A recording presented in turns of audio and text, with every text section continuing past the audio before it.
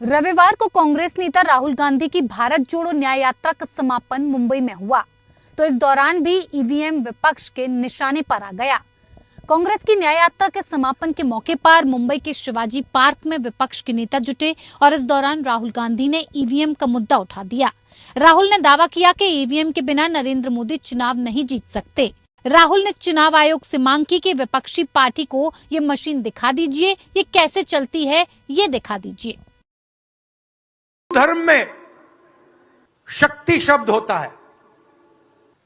हम शक्ति से लड़ रहे हैं, एक शक्ति से लड़ रहे हैं। अब सवाल उठता है वो शक्ति क्या है। जैसे किसी ने यहां कहा राजा की आत्मा ईवीएम में है। सही है, सही है, राजा की आत्मा ईवीएम में है। राहुल अकेले ईवीएम पर सवाल उठाने वालों में से नहीं थे। मुंबई के शिवाजी पार्क में हुई रैली में शामिल हुए नेशनल कॉन्फ्रेंस के नेता फारूक अब्दुल्ला ने तो ईवीएम को चोर ही करार दिया। ये मशीन जो है ये चोर है। मेहरबानी करके उस मशीन को देखिएगा। जब आप अपना बटन दबाएं, जो कागज वहां से लिखेगा वो देखिए कि आपका वोट उसमें है या दूसरा वोट गया है। हमने बहुत शोर किया, कहा वापस कागज का लाओ, इस मशीन को हटाओ।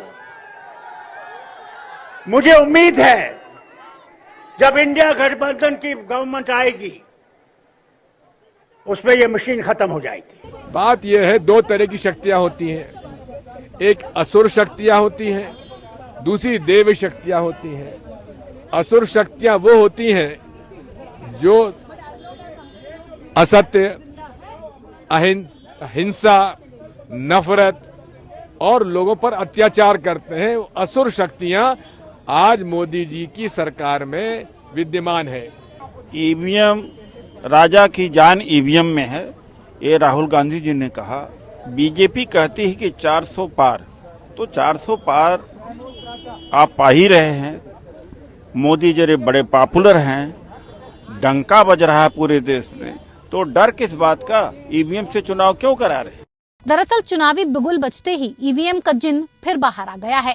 लगातार 2 बार से लोकसभा चुनाव हार रहे विपक्ष को ईवीएम विलन नजर आ रहा है, तो तीसरी बार जीत के लिए प्रधानमंत्री मोदी ने बड़ा टारगेट सेट कर लिया है।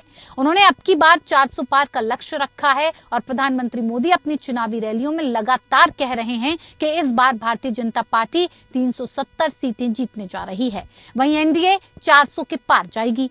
पीएम के दावे पर विपक्ष भड़क गया है और पूछ रहा है क्या ईवीएम सेट है। विपक्ष पीएम मोदी के 400 पार वाले दावे में ईवीएम की मिली भगत देख रहा है। अब बीजेपी ने विपक्ष के आरोपों पर पलटवार किया है।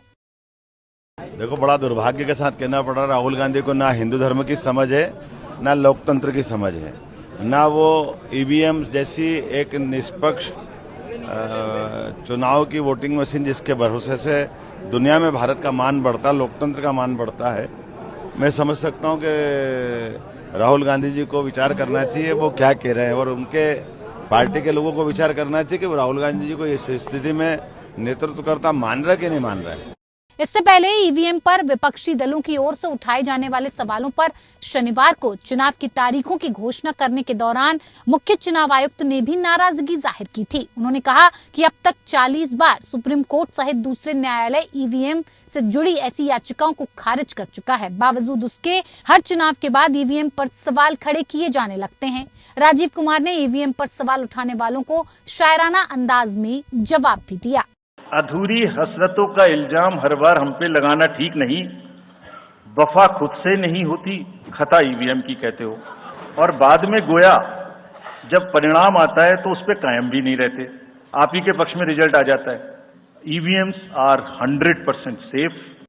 दरअसल ईवीएम हैकिंग के आरोपों पर चुनाव आयोग पहले भी ओपन चैलेंज दे चुका है। 2017 में चुनाव आयोग ने खुला चैलेंज दिया था कि कोई भी उनकी ईवीएम मशीनों को हैक करके दिखाए, लेकिन चुनाव आयोग की चुनौती देने के बाद कोई राजनीतिक दल इसे स्वीकार करने को तैयार नहीं हुआ।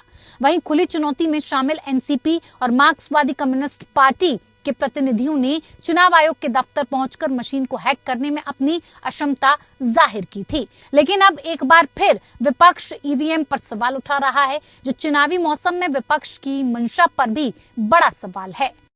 Bureau report, APN।